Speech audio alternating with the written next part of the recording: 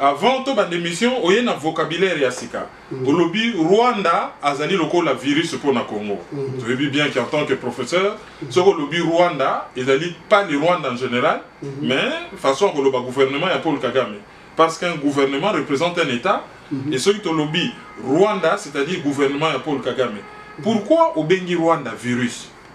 Oui, ezali vocable moko to introduire en haut pour comprendre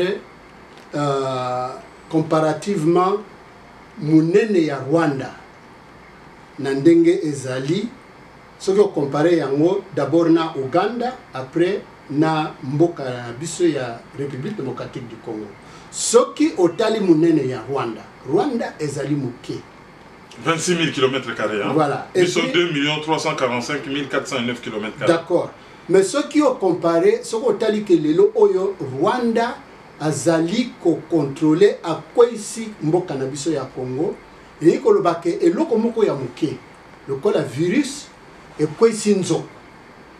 C'est-à-dire ce qui est loko muke le kola virus et quoi ici nzo il faut que luka koyeba poison nini potentialité nini virus o ezali na yango pour ekweisa nzo kwa munene.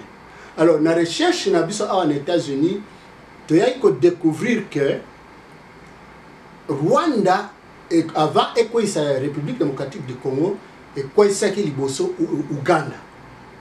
Ekweisa ki Uganda dans ce sens que président oyo bayebi na mboka ya Uganda mokili mobimba même na mboka na biso ba Congo Zaïre et partout toyo kakababenga kaye Yoweri Museveni. Yoweri Kaguta Museveni. Museveni to découvrir que wana ezali kombo ya moyibi ndenge muto babenga ka Joseph Kabila na mboka na biso kombo wana eza kombo moyibi nzoka nde Yoweri Museveni azalaka Ugandais te azalaka Rwandais Tutsi abotami na Butare na sud ya Rwanda.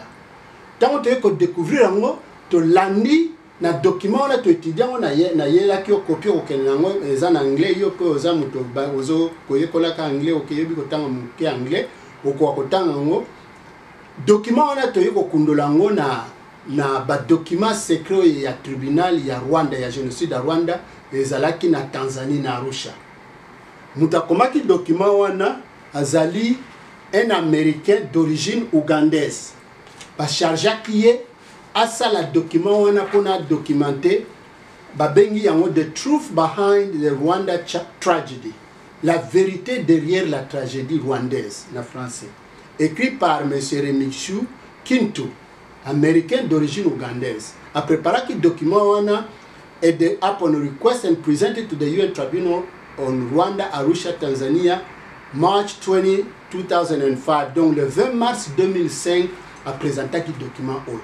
Na document oyo ezali ko lakisa ko documenter le fait que ndenge nini batuchi oyo babimaka na Rwanda na 1957 et puis 1958 tango na Rwanda ba belge basalaki avec le concours ya ONU basalaki référendum pour ba Rwanda ba choisir ou bien ba continuer na monarchie oyo batuchi bazaki likola ba utu ou bien bakolinga démocratie ko tabasala vote.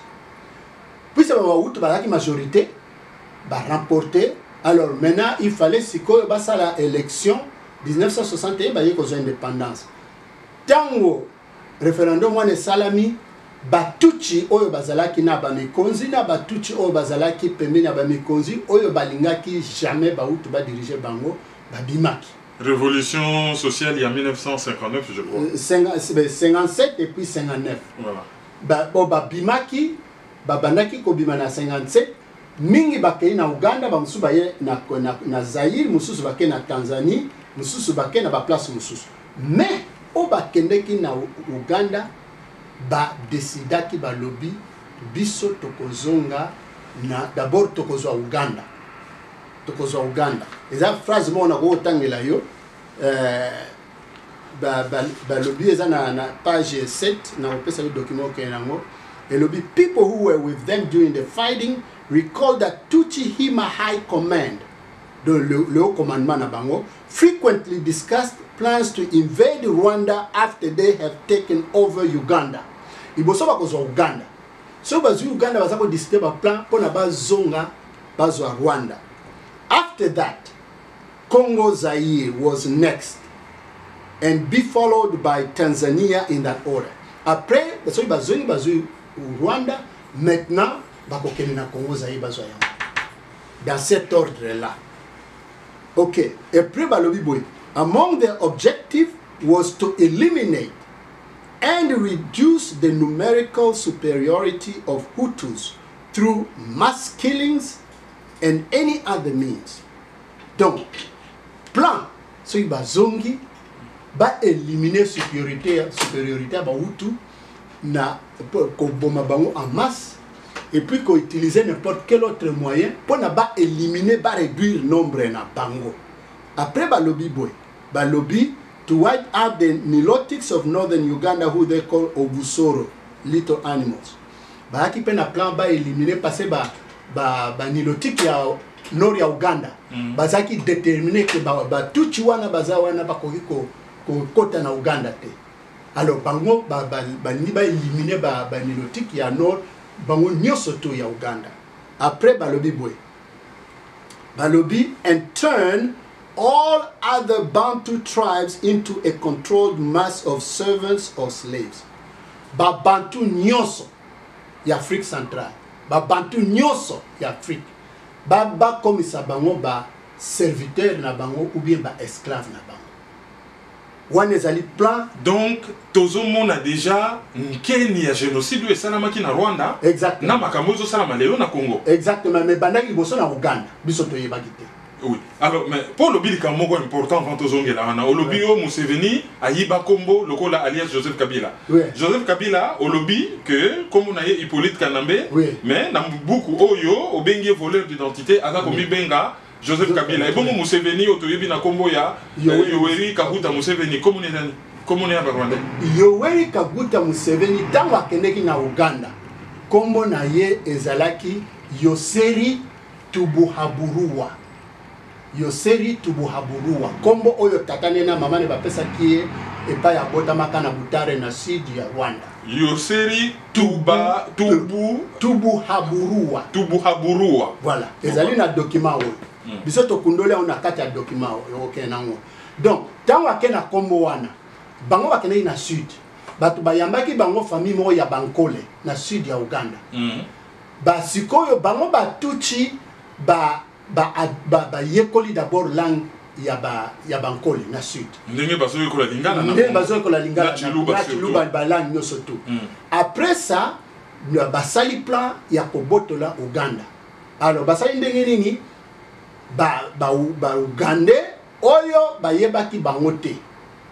Et puis Milton Obote azaki président le Rwanda ye na ndenge basalaka na ba contre ba politicien o bazali ba opposant na ye ya yebaki ke ba tuchi bazali batu moko ba yebi ko espionner ba yebi ko boma ba yebi ko za information ye a recruter bango ndenge Mobutu azaka bisengimana azala directeur ya cabinet na ye. Yepe asalaki erreur a recruter bango tango a recruter bango ba tuchi siko ba komi ko sala double G. Ceux qui ba bomi ba nordiste ba lobi ke batu ya Milton Obote ba bomi bango. Après ba bomi ba batu ya sud ba lobi batu ya nord ba bomi bango conflit et côté gouvernement Mobutu comme. Textuel et loko ba niba sala entre Bandundu voilà na Kasai na Congo. Exactement. C'est-à-dire que bazo réchauffer déjà plat au basi ba lambaki na Uganda. Exactement. Ceux qui na comprendre bien donc Uganda déjà loko la laboratoire.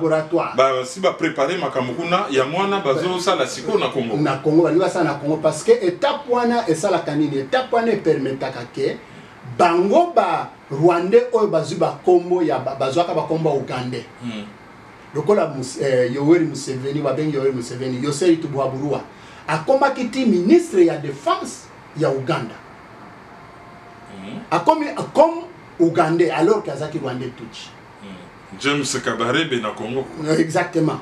Après Paul Kagame akoma ki chargé ya renseignement ya armée ya Uganda. Ah tozolo baboye. Maintenant, tant au conflit est côté, tellement ba Ougandais ba infiltré que tango Idi Amin a sali kuna ye na 71 71 a bengani bango mais siko ba o ya bengana ki ayebaki te ke ebele basi ba infiltré déjà na Uganda ba comme lokola ba Ougandais ndenge ba Rwandais ba komi pa na biso na Congo sikoyo eza na ebele toyebi te oyo toyebi nanu te il faut to identifier bango pona de ebandelito koka ko silisa makambo ya identité parce que identité wana ezali nde eloko bango edaki bango po babotola Uganda même chose bazolinga basala na Congo. Alors pourquoi virus? Parce que Rwanda eza moke virus batuti baza moke mais baza kosalela eloke to sali recherche et puis to découvrir que basala ki yango même contre bamindele parce que même contre bamindele na livre oyo to bimisi oyo to lobi à Joseph Kabila ouais usurpateur d'identité na mukando to tie deux documents oyo ba Rwandais tuti bango moko ba komi pona ko expliquer biso culture oyo ya bango tozo benga poison virus aza ko sala ya pona ko détruire ba pays oyo ko uzwa ba pays oyo ezani eloko wana ba bengi yango ubwenge et puis document mi baleza na ba Rwandais tuti ba komi moko utakomaki yango Gaspard Musabimana. Oui, il grand blogueur. Voilà, la France, voilà, a document le 1er octobre 2009, où il y a la culture du mensonge au Rwanda. Et il y a Zali Rwandais. C'est un des grands blogueurs rwandais. Voilà. Zali vraiment parmi les plus lus dans le monde. Voilà, alors, définition, il y a Muketo Koko Pesa na Lombango, il y a poison, Tozoko Benga, Oyo Rwanda, poison, virus Rwanda, zo salela. Ezali ubwenge ezali nini ye a définir yango bwena français paragraphe mo na otanga la culture du mensonge dit ubwenge est au Rwanda un fait culturel indéniable il y a la culture du mensonge mais bon mona ke ezali définition nango ezali plus que le mensonge à lobby boy à lobby les relents de cette culture sont observables même aujourd'hui ata lelo be fait nango ezomonana. Puis à lobby est très important à lobby. Ce terme n'a pas d'équivalent en français. Il combine à la fois les mots français intelligence, mensonge, ruse, malignité, duplicité, dissimulation et fourberie. Wow. Ce qu'on kamati biloko na nyonso tout au sangisi yango à peu près au comprendre au bwenge ezalini. Donc lokuta maloba sukali mayele mabe voilà nyonso tout esangani kobungula bungula donc et ça il boke moko un peu bizarre ouais nde yango ubwenge culture wana mais exactement culture wana musala nango nini basaleli yango nini na ye Musabimana azongi na mboka na bango na ba chercheur na bango azongi tina 1958 prêtre catholique moko na komone Stanislas Bouchaïja un Rwandais tuchi azali ko vanter ba mérite ya culture na bango oya bweni malgré que azali prêtre catholique also mtayo prêtre catholique eloko c'est honnêteté impeccable et puis abanga masomo voilà le kutate passé comme 9e commandement ezali okoko sate yaza prêtre catholique mais ponaye aza ko vanter culture na bango ya mensonge alobi boy na mokusa lobi si le Mutuchi reconnaît à l'Européen ses compétences dans les domaines techniques électricité physique mathématiques s'il lui reconnaît l'intelligence du livre il déplore son absence de finesse d'esprit Yamundele savoir travestir la vérité donner l'échange sans éveiller le moindre soupçon est une science qui fait défaut à l'Européen et que le Mutuchi est fier de posséder. Donc, mayele mabeo ya kosa batu ya ko bongo la vérité. Mumpe wana azali fier parce que sa culture na bango voilà ya za fier na yango. Et que ba mindele bazana ngote.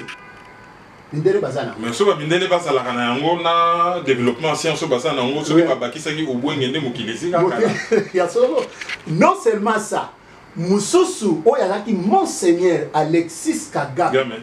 na 1956 oya philosophe oya philosophe ye abandaki ko vanter pe ba mérite ya culture na bango ya obwenge ya bandaki oloba ngo tout droit na lobby awa lobby boy musabima na kombo a lobby Monseigneur Alexis Kagame, qui le comparait avec l'instruction européenne, disait régulièrement à propos des Européens et des Blancs en général, entre guillemets, les Blancs ont la connaissance, mais ils ne sont pas intelligents.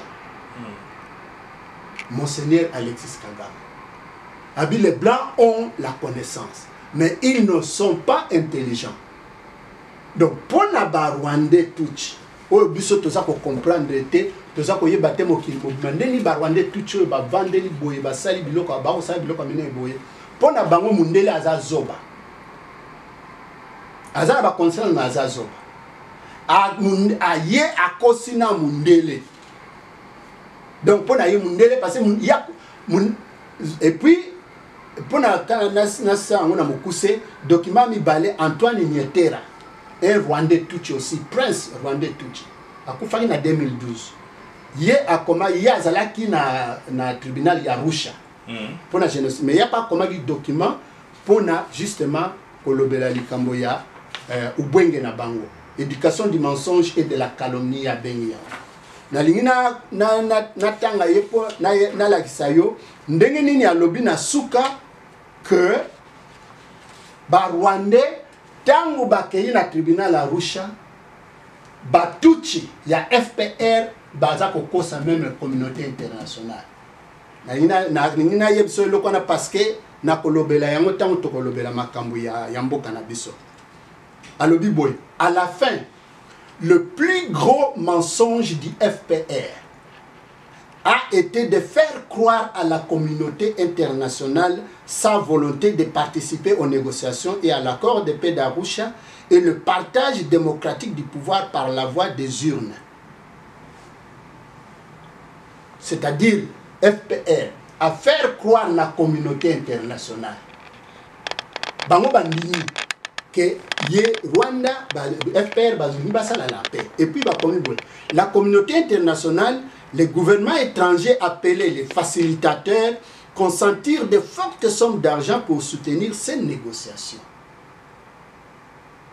Mais le FPR, quant à lui, ne voulait pas l'aboutissement des 10 accords. Mais convaincre la communauté internationale, convaincre soi-disant facilitateurs que bango balingi la paix. Utiliser ou bwenge, kosi bango pe kosami. Ototangi travestir la vérité. Donc, oyezali poison, virus otobengi Rwanda a utilisé non seulement na Uganda, botoli Uganda mboko ba Ugandais, a utilisé na Rwanda, botoli Rwanda na Rwanda mboko ba Hutu et puis kosi même communauté internationale, même facilitateur. Yango na biso lelo ba Congolais tozali epé ko pata parce que tozali ko comprendre te ndenge nini Rwanda Paul Kagame na batuchi oyo ba bomi ba millions ba Congolais et puis ba vandeli biso soit disant communauté internationale ba vandini. Non, une question qui c'est dit ça parce qu'il y a une question qui me vient à l'esprit. Ouais. Tango tongito ba démission ngana lobby que moi na soso katondi sinzungu c'est que maman na yaza na sima. Ou soko moni et le président Sasuke na période ya mbula soko fani na sa nzete ya mobesu au monde bakase zoko ya seke makaka za likolo zoko isakasa.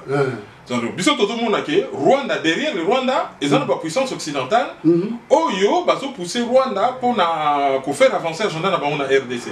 Ils ont démontré que ezali occidentaux te ezali bango moko ba Rwandais mais bakosi ba occidentaux. Voilà, ezali ba utiliser poison oyo toza ko benga ubwenge. Ndenge toza kotanga wa ndenge lekina Arusha communauté internationale FPR a faire croire bango que biso tolingi la paix or que bango bazo ko préparer la guerre mais communauté internationale ekosami tie bambongo ebele croyant que FPR alingi basangana na bandeko na bango ba Hutu pona basala la paix. Donc comme biso toza koloba ke communauté internationale aza derrière Rwanda. FPR, Paul Kagame, na bandeko na ye baza ko utiliser ubwenge pona kolamba N'est qu'à lobby. Les Européens ont la connaissance, mais ils ne sont pas intelligents. Ndenge balobi biso ba bantu. Biso ba bantu.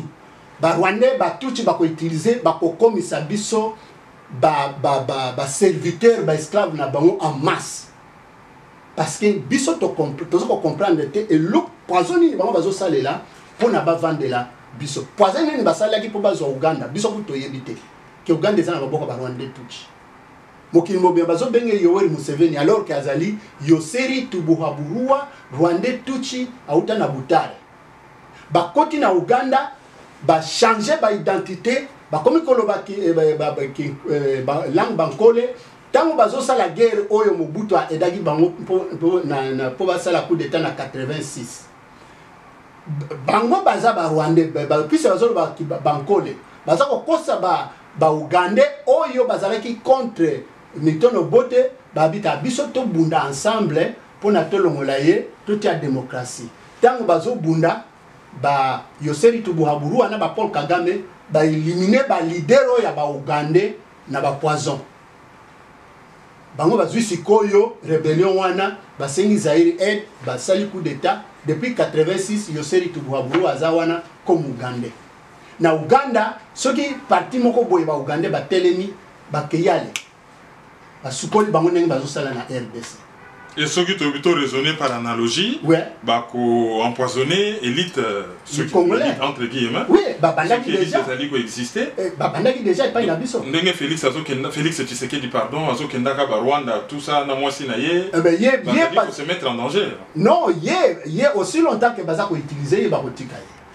Ceux baza son a besoin na yete, bah éliminer ndenge basala ki perd na yé, ndenge basala ka Katumba Mwanke, ndenge basala ka professeur Sambaka Puto. Aïe aussi Hippolyte Kanambe, français, tout ça. Tant que Monique Bazason a besoin d'être Basalini, le poison. Donc, même poison, même scénario au Basalini à Ouganda, il y a un basosil, on n'a pas appliqué dans le Congo. Donc, biso ba Congolais et Sengri, toko la passé, on attend au Lubaï que ceux qui, moi, na sosa Tony Nzungu, maman, Azana C, pour na ba Rwandais, FPR Rwandais, Tuchi, Ezali Likamboya. Maman ya sosoté et d'ailleurs comme la communauté internationale parce que ce autant un document ou même ya nyetera akoyebisa yo ke tango bauti na Uganda po ba ya na Rwanda ko buna na Rwanda ba sengaki mindoki na ba américain te to na banani mais ba kosa ni basalaki ubwenge même contre peuple na bango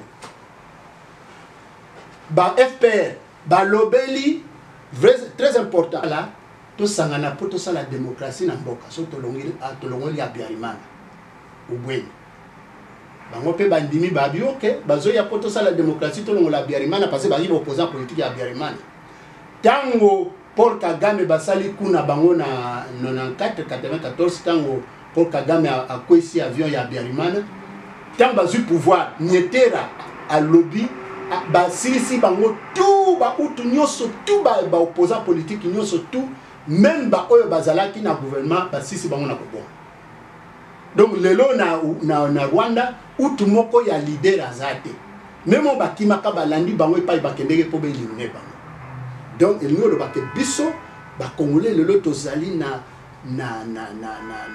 besoin ya ko étudier poison oyo virus Rwanda za ko utiliser parce que Rwanda za virus eza muke mais ko ici Congo éléphant to kwei mais loko ni abako ko sabiso na nini ako esabiso na ubwenge ngwe ba ko utiliser arme nini arme zali ya koboma arme zali ya ndengo monaki ba mo wana to définir ngo surtout arme ya koyiba identité ya mboka wana ndenge Yoweri Museveni ya yiba identité ya ba Ugandais ndenge Hippolyte Kanambe ba pesaka ye identité ya ba Congolais à tel point que même aujourd'hui na ko ezala na Congo ezala libanda baza ko benga ye Joseph Kabila also bo benga Joseph Kabila bo reconnaître kazali Congolais ozomona alors siko biso ba Congolais donc to continue ubwenge wana elambisi biso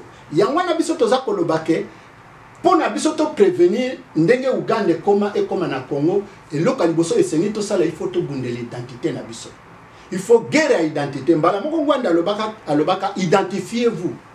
Identifiez-vous, tous identifiez, nani aza congolais, nani aza congolais. Mais pour faire ça, il faut que pas nyoso tozali d'abord mukanda oyo biso nyoso tout totanga et puis to panza yango parce que batu nyoso ba yebake Hippolyte Kanambe azali congolais te azali rwandais. Ce qui te convaincre pays moko gouvernement na bango, ba journaliste na bango, ba politicien na bango, ba lobby que Joseph Kabila aza congolais te azali rwandais tuchi makambo abu pia. Oui, mais pour la lutte, pour récupérer l'identité, ouais. Il y a la facilité. Dans le but, il faut renoncer. Il y a la facilité, mais il faut que le levier, il y a pouvoir. Dans le but, poste, dans le but, pouvoir, pendant la solo, pour la identification qui est qui. Mais pour le moment, il y a pouvoir, il y a Azaria Sorouberois, Rwandais. Hippolyte Kanambe, Rwandais, la province moko sensible local la Tanganyika, Bache Zoé Kanambe, Rwandais, Tomoni na place au lobby Bankole, Tomoni Bangombe mo bazokota, race moko Bambororo bazokota, mais race Bangombe zali Bangombe oyo yabisoté. Alors, vous avez montré que Zali Don Quichotte contre Bamoulin avant? Non, parce que guerre wana ya identité za na Congo te. To bundelango na Congo te. Tozoloba to bundelango libanda biso batoza na diaspora. Pona nini? Parce que ba Rwandais tangu ba par exemple tangu bazwaki Uganda. Tangu ya sali coup d'état, Yoseri Tubwauru a sali coup d'état mi bimisi Ugandais. Webi akendeki wapi? Libanda. Ayebisi ba américain, ayebisi Mobutu, alobi bon to ça la paix machine na bina école. Ayebisi ba américain, ngana kwa assurer la paix na bino awa, ba américain bazui Yoseri Tubuhaburua comme garant ya sécurité na côté wana. Donc ba keli banda ça dit biso batoza na diaspora, biso ba congolais toza na diaspora, biso nde batoko banda guerre ya identité.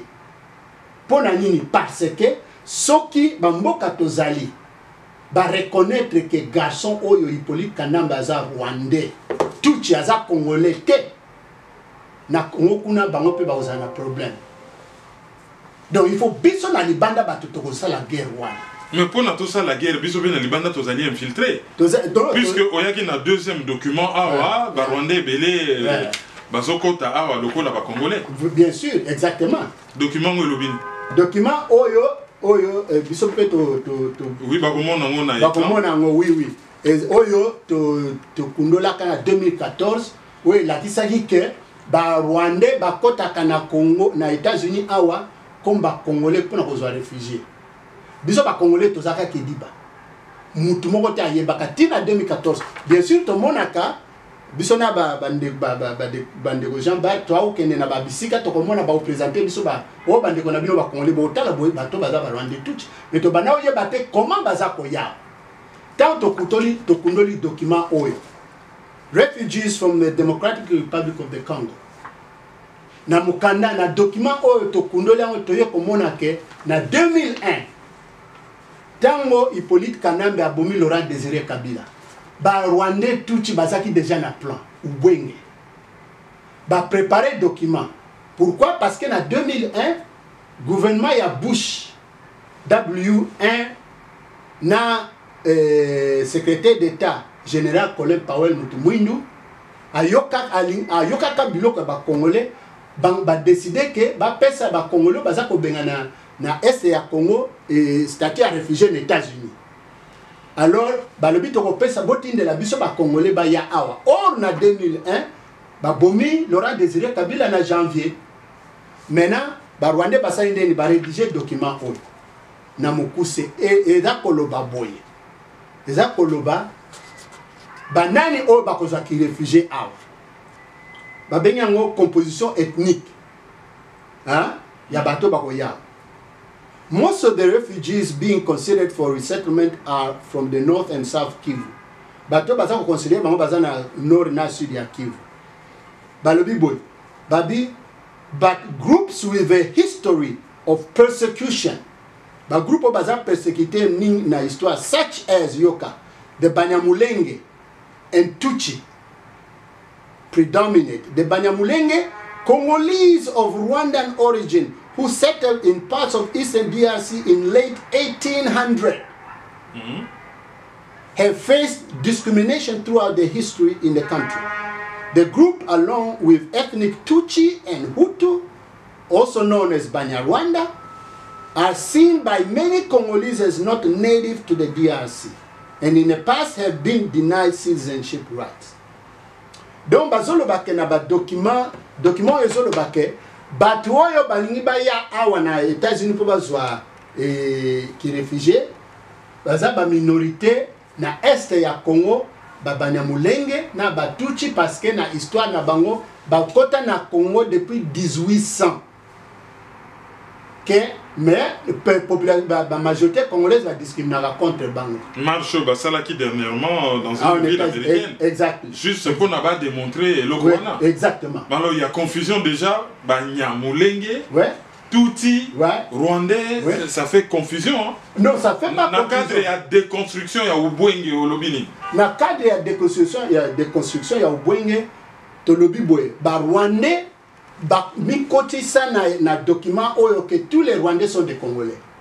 Na mokuse. Parce que soko lobi Banyamulenge, olobi Batutsi, olobi Bahutu. Bahutu na Bahutu baza batu awa. Ce sont des Rwandais. Oui. Mais bango ba lobi awa ke Batutsi na Bahutu bazali ba minorité na est ya Congo depuis 1800. C'est ça le Bwenge. Donc maintenant ba Congolais, biso ba Congolais ne biso batu il faut tangu nyonso esika tozali to confronter ba Rwandais pona kolakisa que na mukanda oyo ya Hippolyte Kanambe to lakisi que on n'a pas de Tutsi et de Hutu congolais depuis kokende parce que bango 1800 or que na 1800 l'air bazako bundela bamboka Rwanda, Urundi, ezalaka mwa royaume mumuke, esanganaka otobengi lelo Tanzanie, ezalaka colonie allemande ya Afrique de l'Est. Donc ils n'ont jamais été au Congo. Et puis soko répertorié, ba tribu na biso, il y a pas de tribu Hutu, il y a pas de tribu Tutsi au Congo. Donc c'est ça pour na konto déconstruire Ubwenge wana, bango bakoti document awa na mpona biso awa. Document oyo ekota pe na Europe na ba pays nyonso ya bapoto. Yana mona ka ke yo Congolais soko lobeli Batutsi Bahutu ba bengi yo xénophobe. Xénophobe pourquoi? Ça dit que yo zo benga ba minorité o bozana bango ba tribu wana oza contre bango. Donc oza xénophobe. Alors na lutte wana bango bazali ko anticiper bazali na vision à long terme, moyen court, court moyen long terme. Biso tozo bimaneti batu oyo tozo subir bakou et tozo réagir parce que ils ont l'information moi qui na Fox News hein, télévision à droite américaine que batu oyo bazo uta Congo bazo remonter par le Brésil tout ça Amérique latine Mexique bazana Ebola et que bazo tia population américaine en danger comme ko bangisa américain et ce que ça par hasard na cadre Ubwenge manipulation rwandaise pour na ba congolais. Bakota mingi les États-Unis mais bango batika la majoritaire en même temps que bango bazo belela ke bazali minorité moko oppressé na est à Congo. Exactement. Ça peut-être ça la stratégie nous sommes en train de creuser là-dessus. Oui. Alors aux hommes on a dit que ba moyen ezali disproportionné pardon. Oui pour na biso na ko beta na lolemo. Pour Nabiso, est-ce que à part ça, vous concevoir les logos mususu te akosala pour la lutte comme très efficace que ba Congolais bele ba s'adhérer? Et pour la lutte est comme très efficace, ezali question ya Congolais nyonso azwa conscience ya eloko toza kolobela parce que lutte pour na identité na biso. Ezali te eloko oyo tu faut tozana minduki to kene kobunda. Eza eloko te oyo il faut s'organiser tout ça la marche ya munene. Ezali ko senga biso Congolais nyonso siko zali tozala engagé na lutte ya identité. Pourquoi? Parce que eza ko senga minduki te. Eza ko senga esika bozali biso awa na États-Unis. To banda etumba oyo à tel point que ba réfugié belé oya ba Rwandais ba koma kozongisa bango passer tokotaka na département ya justice, département ya immigration awa ba Rwandais tuchi ba Rwandais bako o ba soi-disant congolais bazoya bakoma kotuna bango ozuta wapi mboka na yo nini, et puis bakomi kozongisa ebele bato bazozongisa bakomi kotinda bango na Congo. Yango wana soki boyokaki ke Paul Kagame a engagé ba congolais bakende koteaka balangue na biso na Rwanda na Kigali. C'est à cause de ça. Et les Congolais sont fiers pour saluer les Sabiens et les Komikoumisa. Exactement. En fait, tu as la faiblesse un peu sur un bon. Ubwenge. Oh, il y a malade mouté. Yeah, Ubwenge. Wana est local bosso, local mi balé. Chaque fois ce qui tu as eu occasion, tu as kofunda. Par exemple, ambassadeur moko ya États-Unis, Mushingi.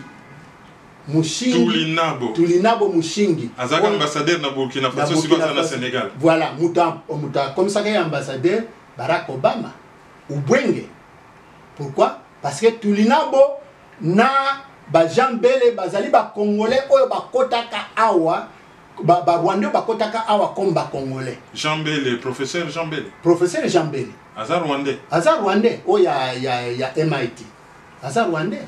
Jambele na monseigneur Mususu Samuel Yemei ba beta lingala awa Yemei eza kombo na biso Yemei eza kombo na bandundo. Oui.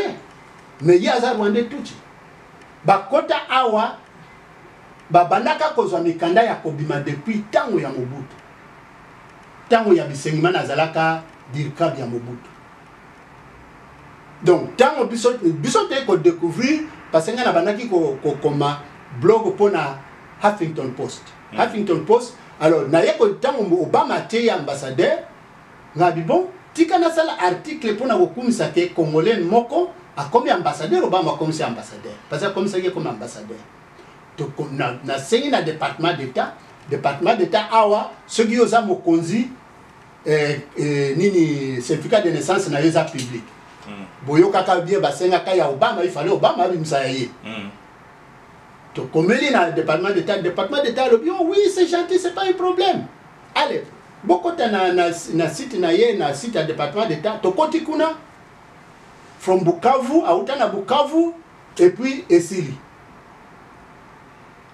To bi mais non, to comme il sous to lobi, bo pesa biso mboka na ye, tata na ye, mama na ye, village na ye, langue na bango parce que c'est comme ça au Congo, ba Congolais bazandengo. To komeli département d'État balobi botoko komeli ambassadeur na Burkina Faso a repesa puis so pour ligne interview to ko arranger yango ba komeli ambassadeur alobi ke to si to yeba ki demande na bango déjà ndeni ba yeba ki to yebite to ko pesa information te bon apesa te biso to lobi qu'est-ce qu'il faut faire? Bon, il fallait que ça la to benga ka Freedom of Information Act aux États-Unis. Il faut appeler ça bisoto koti demande wana. Mais après bisoto sali enquête. Au fait, to sengi kulu to honorer ngwanda. A checker na ba réseau na yi. A checker na ba réseau na yi na est kuna. Ba kena université wana kombo ya Tulinabo Mushingi ezalaka te. Ba vérifier ba lobby aza Rwandais tuchi. Mais à kota a lokola Congolais. Et Moutanomé Obama, il est azali nilotique. Non, non. Azali Nilot, na livre na les rêves de mon père. Comment qu'Azali Nilot? Azali Nilot, mais c'est pas pour ça qu'à un ambassadeur. Na l'obité, c'est si simple, précision. Non, oui, non, mais précision, on a Azali na. Bon, na yebi qu'ils ont suggéré que bango na bango ba tout y a deux à nommer les Congolais. Ils ont suggéré, mais ce n'est pas ce que je pense. Voilà. Parce que il a corrigé si kawana pambate Barack Obama alingaka Congo ko bandata wazaka sénateur. Ceux qui otali na film oyo crise au Congo la vérité dévoilée ndeko na biso moko comme nani Kambale Museveni Musavuli azali ko décortiquer loi ya Obama. Alors expliquer que na sur base ya loi wana il fallait Uganda na Rwanda na bango tout bazala déjà batika makamba Congo. Mais qu'est-ce qui s'est passé? Tozongi sous na poison babengi ubwenge. Tango Barack Obama comme président. Ba yebise balobi Congolais moko azaka na département d'État. Congolais wana nani? Tulinabo Mushingi. Ayeba kutana na Barack Obama. Barack Obama aza content na motema parce que akutani na Congolais. Ok, aza kokuta na ubwenge. Muta soane aza Rwandais tuchi. Maintenant, Barack Obama alobi na etala la loi na sali, il faut to appliquer yango. Tulina bo mushinga zolo bana yebwe, yokanga bien. Alobi président, loi eza bien, même na yebi ko yeba ki makambo nyonso te. Ce qu'il y a c'est que makambo zole kana est ya Congo. Ezali te ke ba pays ya libanda baza ko attaquer Congo. Abi problème zole kana Congo ezali problème interethnique. Ba minorité tuchi utu bazali ko bunda contre ba majorité ya ba Congolais o ba discriminaka contre bango. Ozoka place ubwenge esali ke Barack Obama s'est retiré, a appliqué la loi na yete. Parce que tout le monde mushingi aza ko se fait passer pour Congolais. Azo yebisa Obama ke na Congo toza na problème interethnique. Mais le rôle aboye bien, pourquoi pas ko komela Obama? Bango ba Rwandais, ba sali na ka ba irondel, basi na bango. Mais ce que vous qu'on déconstruit le discours, pourquoi pas qu'on soit Mukanda Oyo et comment en anglais, continue l'ango Madame Michelle Obama. Mukanda Oyo bimina na décembre. Non mais c'est quoi yo? Ba yeberer ba sala ki asa quand même. Oui, tout ça lango mais leo na yina biso yango. To komela ki Barack Obama. Non seulement to komela Barack Obama, tango aponi envoyé spécial na ye. Oyo alinga kele na est ya Congo. Comment il se nomme? Rochefengol devient Periro. Non, Rochefengol. Oui, à Konagi Liboso. To sala ki délégation mobimba ya ba Congolais. Na ba bien na biso ya mampinga to zakana bango les États-Unis. To sali délégation to ke tina Washington. Poto kutana Rochefengol avant kene na Congo. Ayambi biso. To pese ba document. To bimiseli makambo oyo. Tango ya yokango asutumuki ya lobi. What? Eza sola tout le monde oyo ajona ye. Ajona bi oui to yoka kango me to yibaki te. Abi koma ngala zo kena Congo na kene otala ya. Akena Congo. Yoka yamana tozolo ba ke il faut biso nous stop participer na guerre na Libanda.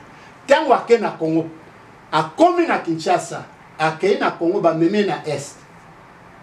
Oye basala kini. Ba Rwanda ba préparer tango akei kuna ba ke kolakisa ye ba gorille. On est balaxé par réfugiés, par Congolais, on est na bakawana, babino, makambo eza bien, problème eza te, bako kolaxé par Gorille. Pourquoi? Parce que biso toza na gouvernement teneni yo lobai ke na gouvernement kuna eza ya bisote, donc na Congo toko sala eloko te. Na Congo eloko toko sala biso tozali awa, toza ko informer peuple na biso. Peuple akola na makambo yo to yebi. Peuple akola na ba document oyo to yebi. Peuple ayeba ke mboka na biso il faut tout télémela ba Rwandais oyo bakoti awa, c'est-à-dire ni boyebinda kwa kamere aza Rwandais.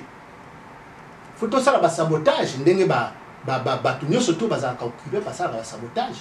Il faut to bomba banguna na biso bazo bomba biso.